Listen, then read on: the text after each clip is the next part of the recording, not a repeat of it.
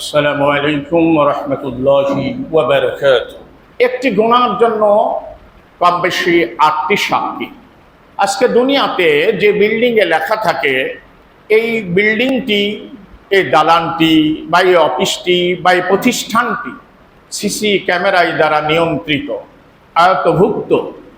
আপনি সেই জায়গায়, সেই বিল্ডিংয়ে, সেই অফিসে, সেই জায়গায় একটু থুতু ফেলতেই ভয় করেন, অথবা আপনি কোনো সময় টিস্যু পেপার ব্যবহার করেছেন, কোন জায়গায় রাখবেন আপনি পেরেশানিতে পড়ে যান। কারণ সেখান থেকে কন্ট্রোল করতেছে, যেখানে সেখানে ফেললে হয়তোবা আপনি অপদস্থ হতেও পারেন। যার কারণেই আপনি সিসি ক্যামেরায় নিয়ন্ত্রিত ভবনটিতে আপনি অত্যন্ত সংযতভাবে, অত্যন্ত ভয়ভীতির সাথে চলেন। আমি আপনাকে বলতে চাই, আপনার পা থেকে মাথা পর্যন্ত আল্লাহ সুবহানাহু ওয়া তাআলার দেওয়া সিসি ক্যামেরা দ্বারা নিয়ন্ত্রিত 24টি ঘন্টায়। দুনিয়ার সিসি ক্যামেরা নষ্ট করা যায়, ভাঙ্গা যায়, কিন্তু আল্লাহর দেওয়া যদি ক্যামেরাকে নষ্ট করতে চান, ভাঙতে চান, অচল করতে চান, একসময় আপনার নিজেরই জীবন অচল হয়ে যাবে, কোনো অস্তিত্বই আপনার থাকবে না। আমি অনুরোধ করবো, মেহেরবানি করে আমি সকলকেই এই নসিহত পেশ করতেছি, একটি গুনার জন্য আমি মোটামুটি 8টি সাক্ষী একেবারে কোরআনুল কারীমের আয়াত দ্বারা প্রমাণিত করব। আমরা আমাদের জীবনে ভয় নিয়ে আসবো যে আমার পা থেকে মাথা পর্যন্ত আল্লাহর দেওয়া সিসি ক্যামেরা, যা সেকেন্ডের জন্য, যা পরিমাণের জন্য কোনো সময় বন্ধ হয় না, এটা কোনো সময় অকেজও হয় না। কাল কিয়ামতের ময়দানে সব এগুলো আমার বিরুদ্ধে সাক্ষী হয়ে যাবে। কাজে আল্লাহ সুবহানাহু ওয়া তাআলা আমাদেরকে সেভাবে যেন চলার তৌফিক দান করেন। 1 নম্বর সাক্ষী হলো, যেই জায়গাতে আপনি দাঁড়িয়ে অপরাধ করতেছেন, যে জমিনে, যে মাটিতে, সেই মাটি জমিন আপনার বিরুদ্ধে কাল কিয়ামতের ময়দানে আমার আপনার বিরুদ্ধে সাক্ষী হয়ে দাঁড়াবে। আমরা অনেক সময় এমনটাই বলে থাকি, ও যে বলে ধাক্কা মেরে জান্নাতে যাবার চেষ্টা করবেন না, মেহেরবানি করে। আমরা অনেক সময় এরকম বলে থাকি, আরে এত কে দেখে, বা এই একটু গুনাহ করলেই বাকি হবে, নাউজুবিল্লাহ। এই ধরনের আমরা তুচ্ছ তাচ্ছিল্য মনে করি, কিন্তু আপনি এখনো বুঝতে পারেন নাই যে কি অবস্থা হবে কিয়ামতের ময়দানে। 1 নম্বর মাটি সাক্ষী, জমিন, যেই জায়গা থেকে দাঁড়িয়ে আপনি অপরাধ করছেন, এটা কিয়ামতের ময়দানে আপনার বিপক্ষে চলে যাবে। আপনি সূরা ইনফিতারাত, সেখানে যায় আপনি ইনফিতার, আপনি সেখানে যায় এই আয়াতটি আপনি পেয়ে যাবেন। ইয়াউমাইযিন তুহাদ্দিসু আখবারাহা বিআন্না রাব্বাকা আওহা লাহা। কিয়ামতের ময়দানে জমিন তার সব খবর দিয়ে দিবেন, জমিন সব স্টেটমেন্ট দিয়ে দিবেন, জমিন সব তার জবানবন্দি দিয়ে দিবেন, কেননা তার রব তাকে আদেশ করেছেন। অতএব জমিনকে আল্লাহ পাক নির্দেশ করবেন যে এই বান্দাটি জমিনের উপরে দাঁড়িয়ে কি কি করেছে তুমি বলে দাও। আমরা অন্যভাবে বলতে পারি যে এগুলো আমাদের নেকির কাজ করি, পুণ্যের কাজ করি, তাহলে এগুলাও আমাদের পক্ষে সাক্ষী হবে। কাজেই গুনাহ যেন না হয়, খুব সাবধান হওয়া উচিত। কাজে সব আপনার বলে দিবে, একটুকু বাধার কোনো বুদ্ধি নেই, এখানে লুকানোর কোনো বুদ্ধি নেই।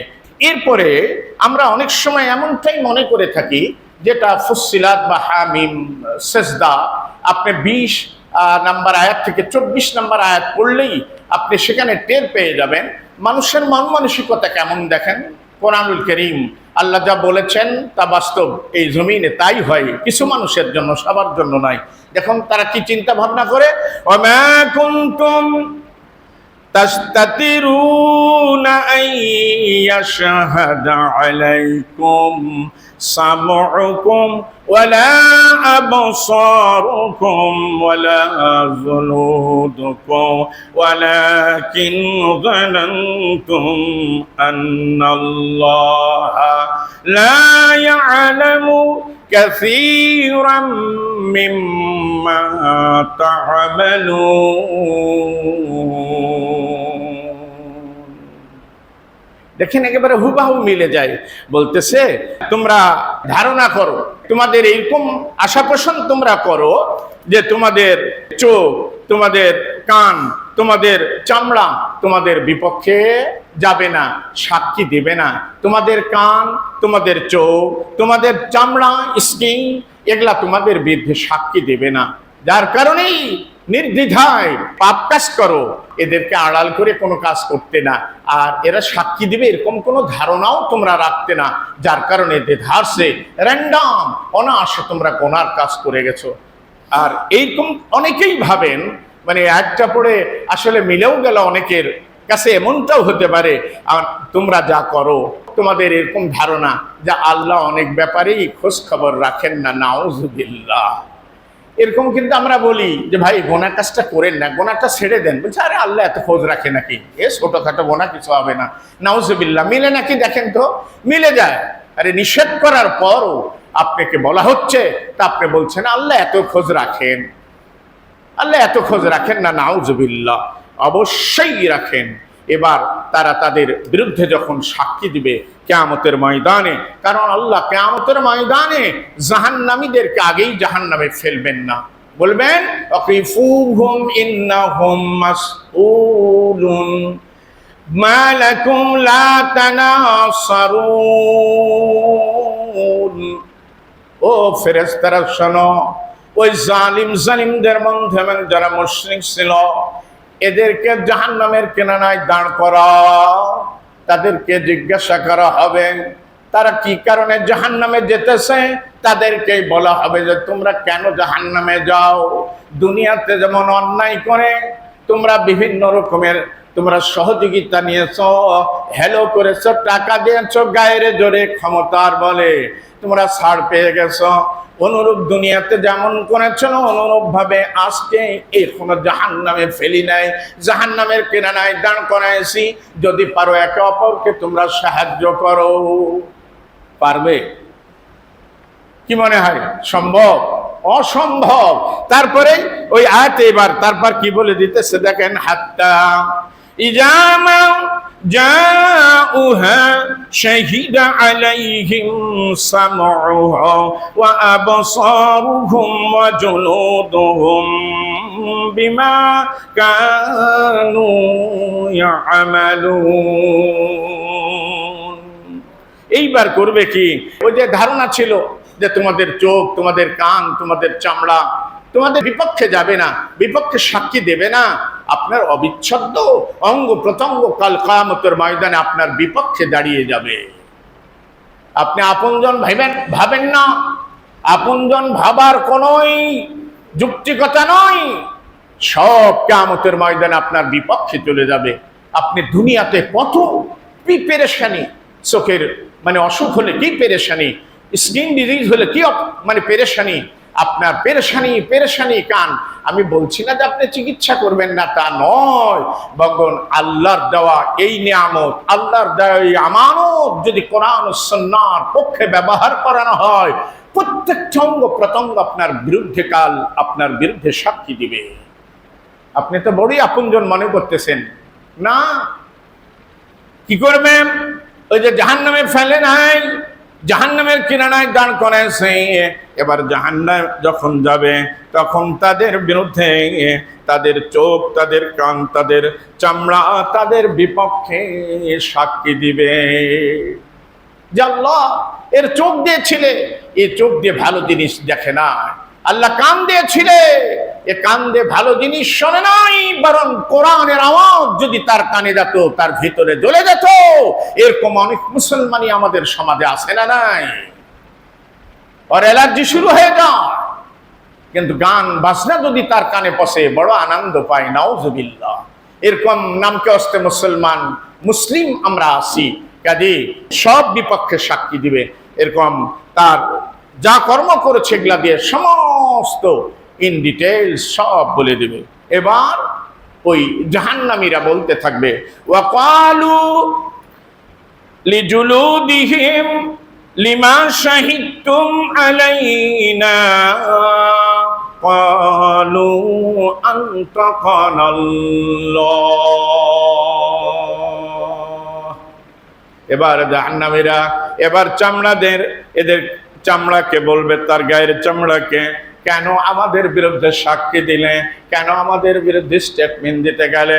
তারা ওই চামড়া কিয়ামতের ময়দানে আল্লাহ জবান খুলে দিবেন। এবার চামড়া নিজেই বলতে থাকবে, আল্লাহ আমাদের কথা বলার পারমিশন দিয়েছেন, আল্লাহ আমাদেরকে জবান দিয়েছেন, যার কারণে আমরা বলতে বাধ্য। তারা বলবে, আপনি রুখতে পারবেন না। তাহলে আমরা এই আয়াত থেকে বুঝতে পারলাম, তাহলে আমি যে 8টি সাক্ষীর কথা বলছিলাম, একটি হলো জমিন, আর এরপরে আপনার এসে গেল কান, চামড়া, মোটামুটি তাহলে 1 2 3 4, এই 4টা অলরেডি পেয়ে গেলেন। একেবারে কোরআনুল কারীম, হাদিস না যে এমনটা মনে করতেছেন যে জাল জৈব বা কোনো মুনকার হতে পারে না, কোরআনুল কারীমের আয়াত। আর সবচেয়ে বড় সাক্ষী পরে বলতে হয়তো ভুলে যাব, আল্লাহ নিজেই, সুবহানাল্লাহি ওয়া বিহামদিহি। এরপরেও আমার অঙ্গ প্রত্যঙ্গ আমার বিপক্ষে সাক্ষী দিবে। এইবার আমরা যাই, সেটা হলো আমাদের আমলনামা। তাহলে জমিন, আমার কান, আমার আমার আমার আমার চোখ, আমার ত্বক, এইবার আপনার আমলনামা, সেটাও স্পষ্ট কিয়ামতের ময়দানে আমরা যা করেছি তা আমাদের সামনে হাজির হয়ে যাবে। তখন এক জাররা পরিমাণ লুকানোর কোনোই বুদ্ধি আমাদের থাকবে, কোনো বুদ্ধি থাকবে না। দেখেন কি, এবার সূরা কাহাফ আপনি খুলবেন, 49 নম্বর আয়াত, সূরা আল কাহাফ। সেখানে কি বলা হচ্ছে? ওয়া বুযিয়াল কিতাবু ফাতারাল মুজরিমিনা মুশফিকিনা মিম্মা ফীহি ওয়া ইয়াকুলুনা ইয়া ওয়াইলাতানা মা লিহাযাল কিতাবি লা ইউগাদিরু সাগীরাতাও ওয়ালা কাবীরাতান ইল্লা আহসাহা। কিয়ামতের ময়দানে তার সামনে যখন আমলনামা রাখা হবে, তখন আল্লাহ পাক বলতেছেন, হে রাসূল, আপনি আমলনামার ভিতরে যা কিছু আছে তা দেখে এই মুজরিমিন, অপরাধীরা, মুশফিকিন, তারা ভীত সন্ত্রস্ত হয়ে যাবে। দেখবেন তারা ভীত সন্ত্রস্ত হয়ে যাবে, কারণ দুনিয়াতে তেমনটা বলেছি না, আরে গুনাহ করে কে দেখে, গুনাহ করতেছি, এত গুনাহ অনেকেই করতেছে, কাজে আমি করলে কি, ইত্যাদি ইত্যাদি এই ধরনের অনেক কিছুই কথা আমরা দুনিয়াতে বলি। কিন্তু কিয়ামতের ময়দানে যখন তার সামনে আমলনামা রাখা হবে, আর তার সমস্ত কর্ম কাণ্ড যখন কার্যকলাপ সে দেখতে পাবে, তখন অপরাধীরা তারা ভীত সন্ত্রস্ত হয়ে যাবে এবং তারা বলতে থাকবে, হায়রে আফসোস, বড় পরিতাপের বিষয়, মালে হাযাল কিতাবি লা ইউগাদিরু সাগীরাতাও ওয়ালা কাবীরাতান ইল্লা আহসাহা। তারা বলবে, বড় পরিতাপের বিষয়, বড় আশ্চর্য বিষয়, আজ বড় দুঃখের বিষয়, একটি ছোট বাদ পড়ে নাই, একটা বড় বাদ পড়ে নাই। আল্লাহু আকবার। সব লিপিবদ্ধ হয়ে গেছে, সব সেখানে লিপিবদ্ধ হয়েছে, একটি ছোট গোনাও না, একটি বড় গোনাও না। কাউকে দেখে অবজ্ঞা করেছিলাম বা প্রেসকাল নামাজি বলে কপালটা ঘিসে করলাম, অথবা আজকে তার পিছন থেকে একটা কোনো খারাপ কিছু মন্তব্য করলাম অঙ্গভঙ্গি দিয়ে অথবা জবান দিয়ে, দেখবেন কিয়ামতের ময়দানে এগুলা উঠে গেছে, কেউ দেখে নাই। আপনি ইশারায় যাচ্ছে, মুসল্লি খুব, দরবেশ ইত্যাদি ইত্যাদি, এইভাবে নিজে নিজেই বলেছেন, কপাল ঘিচড়ি করেছেন, আপনি বিরক্ত হয়েছেন, এগুলাও আপনার আমলনামায় লিপিবদ্ধ হবে। সেদিন বলবে, কি বড় আফসোসের বিষয়, পরিতাপের বিষয়, বলে সেদিন কোনো লাভ হবে না, কিচ্ছু করার নাই। আরেকটি কথা সেখানে যেটা বললাম, যে আল্লাহ পাক সব কিছু জানেন, কিন্তু আমরা অনেকে মনে করতেছি যে আল্লাহ অনেক কিছুই বোধহয় খবর রাখেন না, নাউযুবিল্লাহ। এবার সূরা লুকমান খুলবেন, 16 নম্বর আয়াত। সূরা লুকমানের 16 নম্বর আয়াতে তার সন্তানদের কি বলছেন দেখুন। এজন্য আমাদের সন্তানদেরকেও মাঝে মধ্যে নসিহতগুলো করা দরকার। ও বাবা, চার দেওয়ালে একা ঘরে থাকো, কি দেখো, কি শোনো, কি করো, সব আল্লাহ টের পান। আল্লাহ কেমন জানো, দিয়ে আয়াতটা শোনাই দেন, ইয়া বুনাইয়া ইন্নাহা ইন তাকু মিসকালা হাববাতিন মিন খারদালিন ফাতাকুন ফি সখরাতিন আও ফিস সামাওয়াতি আও ফিল আরদ ইয়াতি বিহাল্লাহ ইন্নাল্লাহা লাতীফুন খাবীর। বলছি, এ বাদশাহ, হে কলিজার টুকরা সন্তান, কোন বস্তু যদি সরিষা দানা পরিমাণ হয়, আর ফি সাকরাতিন, সমুদ্রের তলদেশে যে পাথর, আর ওই পাথরের মধ্যে যদি লুকায়িত থাকে, অথবা আসমানে অথবা ভূগর্ভে, আল্লাহ পাক কিয়ামতের ময়দানে সব আল্লাহ পাক উপস্থিত করবে। কাজে পাপ করবেন কোথায়? কোথায় দাঁড়িয়ে পাপ করবে? কোন জায়গায় পাপ করবে? সব একেবারে হাজির। ইন্নাল্লাহা লাতীফুন খাবীর, নিশ্চয়ই আল্লাহ রাব্বুল আলামিন সূক্ষ্মদর্শী এবং সকল বিষয় তিনি খবর রাখেন। কেউ শোনেন না, কে শোনেন? আল্লাহ। কেউ জানেন না, কে জানেন? আল্লাহ। কেউ খবর রাখেন না, খবর রাখেন আমার আল্লাহ। বিশেষ করে আমার এরকমটা অনেক কানে আসার পরে মনে হলো যে মানুষ এরকম ভাবে, আরে গুনাহ করলে কি হবে, এত কে দেখছে বা কি লিপিবদ্ধ হয়েছে, নাউজুবিল্লাহ। হুজুরের এরকম বয়ান করেই থাকে, নাউজুবিল্লাহ।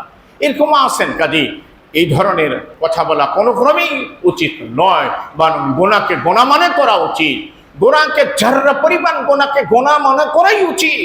আর এরকম হয়ে যাবে, পাহাড় পরিমাণ গোনা করার পরেও পাপ করে করে তার মন মানসিকতা এমন হবে যে তার কাছে কোনো পাপই নাই, পাপই করে নাই।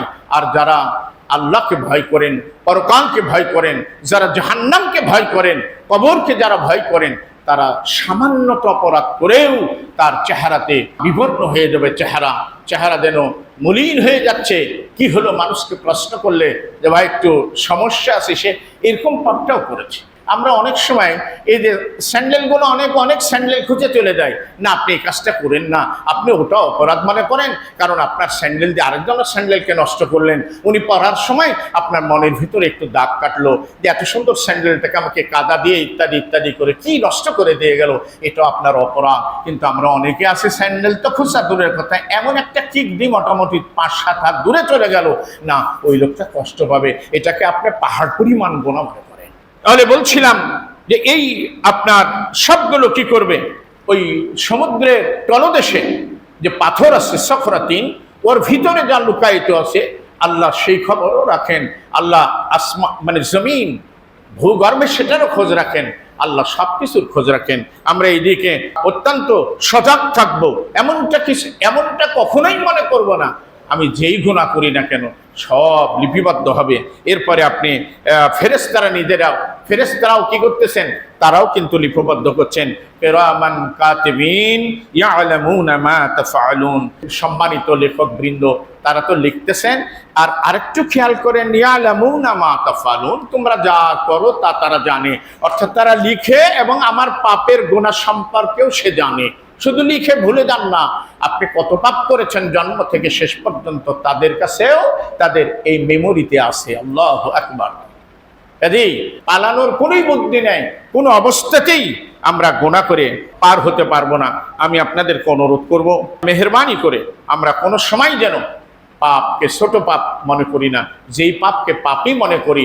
আর আমার পা থেকে মাথা পর্যন্ত যে ক্যামেরা দেওয়া, আল্লাহর দেওয়া ক্যামেরা, এর বাইরে আমরা যেতে পারবো না। আমরা দুনিয়ার কোনো বিল্ডিংয়ের ক্যামেরাকে যেমন আতঙ্ক মনে করি, ঠিক পা থেকে মাথা পর্যন্ত আল্লাহর দেওয়া এই সমস্ত ক্যামেরা আমরা যেন মনে করি এগুলো আমার বিরুদ্ধে যাবে। কাজে পাপ করার সময় খুব সাবধান, কোনো হুঁশিয়ার, খুবই সতর্ক থাকা উচিত। আবারও বলতেছি, যে জায়গায় দাঁড়িয়ে আপনি পাপ করছেন আপনার বিপক্ষে যাবে। আপনার চোখ, আপনার কান, আপনার হাত, সব ত্বক, জিহ্বা, সূরা নূরের মধ্যে আছে, এগুলা সব আপনার বিপক্ষে আপনার সাক্ষী দিবে। আমরা খুব সচেতন থাকি। এরপরে যে আয়াতটি পড়েছিলাম এ তর্জমা করেই শেষ করে দিই যে আল ইয়াউমা নাখতিমু আলা আফওয়াহিহিম ওয়া তুকাল্লিমুনা আইদিহিম ওয়া তাশহাদু আরজুলুহুম বিমা কানু ইয়াকসিবুন। সূরা ইয়াসিন, এই আয়াতটা আমার মনে হয় 80% লোক আমাদের মুখস্থ আছে, জানা আছে। আল্লাহ রাব্বুল আলামিন কিয়ামতের ময়দানে সিলমোহর মেরে দিবেন, আল্লাহ মোহর মেরে দিবেন। এবার তার হাত কথা বলবে, হাতও বিপক্ষে, হাত কথা বলবে। আর হেঁটে হেঁটে যে গেছে পা দিয়ে, যত রকমের কুকর্ম ইত্যাদি যা করেছি পা সাক্ষী দিবে, যা অর্জন করেছি পা সাক্ষী দিবে, আর হাত বলবে, আর হাতের সপক্ষে যাহা এই কাজটা করেছে কিয়ামতের ময়দানে পা সাক্ষী দিবে। এজন্য পাপকে আমরা পাপ মনে করি, মেহেরবানি করে পাপ থেকে দূরে থাকার চেষ্টা করি। পাপ হতেই পারে, পাপ আমার আপনার সবারই হবে, এজন্য পাপ করার সাথে সাথেই আমরা তওবা করব আল্লাহর কাছে যে আল্লাহ আর পাপ করব না, আমারে ক্ষমা করো। কিন্তু পাপ করার পরেও এই ধরনের আমরা যেন গোড়ামি না করি, বহুজন বহু পাপ করতেছে, আমি তো একটু সামান্য না, এই সামান্য পাপের জন্য কিয়ামতের ময়দানে ধরা খেতে হবে।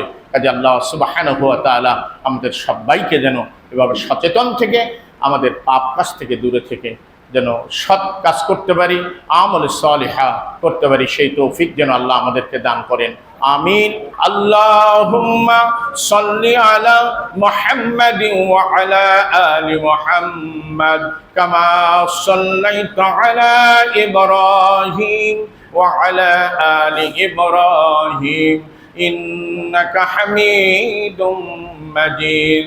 اللهم بارك على محمد وعلى آل محمد كما باركت على إبراهيم وعلى آل إبراهيم إنك حميد مجيد.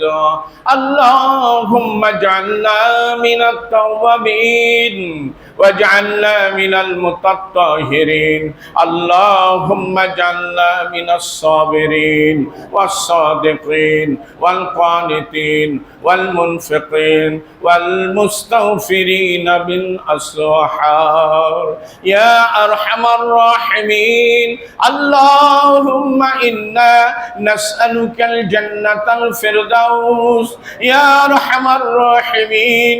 اللهم أجرنا من النار. اللهم أجرنا من النار. اللهم أجرنا من النار يا أرحم الراحمين. رب ارحمهما كما ربياني صغيرا. رب ارحمهما كما ربياني صغيرا. رب ارحمهما كما ربياني صغيرا يا أرحم الراحمين. اللهم أنت ولي في الدنيا والآخرة وتوفني مسلما والحقني بالصالحين يا أرحم الراحمين يا أرحم الراحمين. اللهم ارزقنا شهادة في سبيلك يا أرحم الراحمين. اللهم ارزقنا شهادة في سبيلك. اللهم ارزقنا شهادة في سبيلك. اللهم ارزقنا رزقا حسنا أنت خير الرازقين يا أرحم الراحمين. ربنا تقبل صلاتنا وصيامنا وقيامنا ودعاءنا ودعوتنا وركوعنا وسجودنا وكل عباداتنا. ربنا تقبل منا إنك أنت السميع العليم وتب علينا إنك أنت التواب الرحيم يا أرحم الراحمين. اللهم من أحييته منا فأحيه على الإسلام ومن توفيته منا فتوفه على الإيمان يا أرحم الراحمين. واعف عنا واعف عنا واغفر لنا وارحمنا أنت مولانا فانصرنا على القوم الكافرين. فانصرنا على القوم المشركين. فانصرنا على القوم الفاسقين. فانصرنا على القوم الظالمين. ربنا تقبل منا إنك أنت السميع العليم وتب علينا إنك أنت التواب الرحيم سبحان ربك رب العزة عما يصفون وسلام على المرسلين والحمد لله رب العالمين.